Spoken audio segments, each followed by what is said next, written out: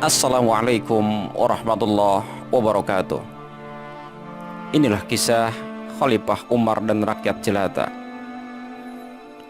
Umar adalah sosok pemimpin teladan yang sangat mengerti kepentingan rakyatnya. Padahal ia sendiri hidup dalam kondisi sangat sederhana.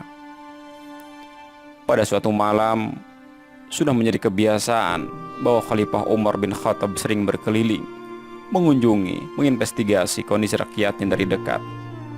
Pada suatu malam, ia menjumpai sebuah gubuk kecil yang dari dalam terdengar suara tangis anak-anak.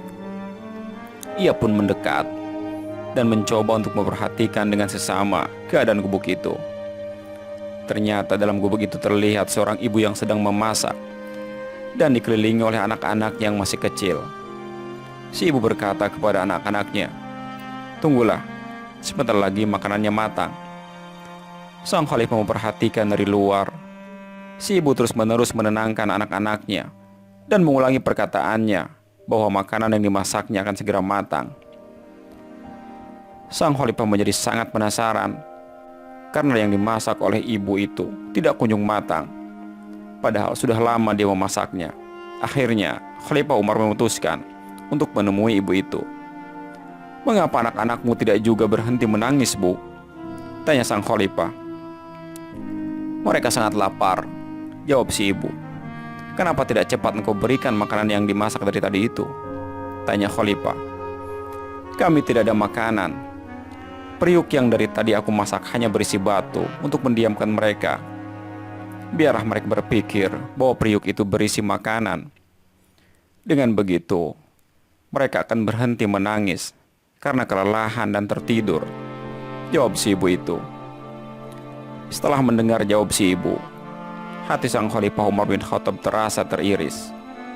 Kemudian Khalifah bertanya lagi, "Apakah ibu sering berbuat demikian setiap hari?" "Iya, saya sudah tidak memiliki keluarga ataupun suami tempat saya bergantung. Saya sebatang kara," jawab si ibu. Hati dari sang khalifah laksana mau copot dari tubuh mendengar penuturan itu. Hati terasa teriris-iris oleh sebilah pisau yang tajam. "Mengapa ibu tidak meminta pertolongan kepada khalifah supaya ia dapat menolong dengan bantuan uang dari Baitul Mal?" tanya sang khalifah lagi. "Ia telah zalim kepada saya," jawab si ibu. "Zalim?" kata sang khalifah dengan sedihnya. "Iya, saya sangat menyesalkan pemerintahannya. Seharusnya ia melihat kondisi rakyatnya. Siapa tahu ada banyak orang yang senasib dengan saya," kata si ibu. Khalifah Umar bin Khattab kemudian berdiri dan berkata, "Tunggulah sebentar, Bu. Saya akan segera kembali." Di malam yang semakin larut dan hembusan angin terasa kencang menusuk, sang khalifah segera bergegas menuju Baitul Mal di Madinah. Ia segera mengangkat sekarung gandum yang besar di pundaknya, ditemani oleh sahabatnya Ibnu Abbas.